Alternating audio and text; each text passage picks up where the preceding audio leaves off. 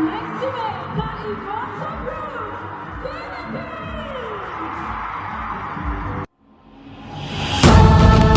2204, your pageant vlogger host.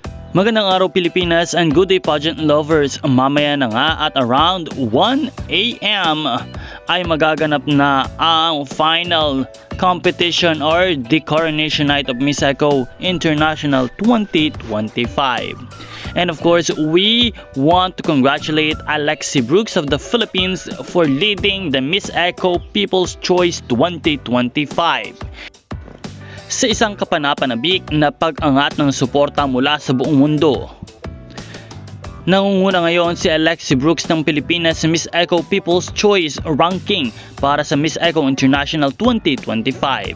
Ang kanyang kahanga-hangang ganda at karisma ay tunay na humahakot ng boto at puso ng mga tagahanga sa iba't ibang panig ng mundo.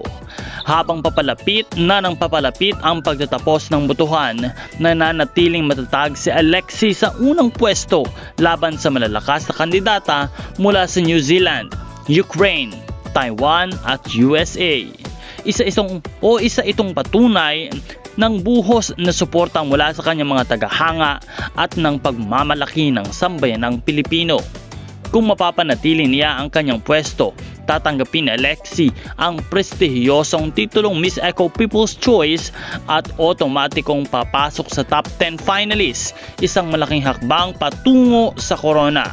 Tatapusin ang botohan ng 6 PM April 19, 2025.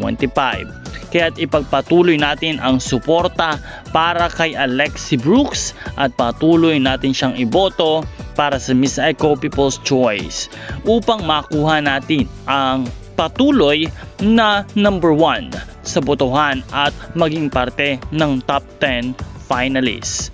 Maraming salamat sa panonood at mag-subscribe para sa lahat ng mga bagong updates.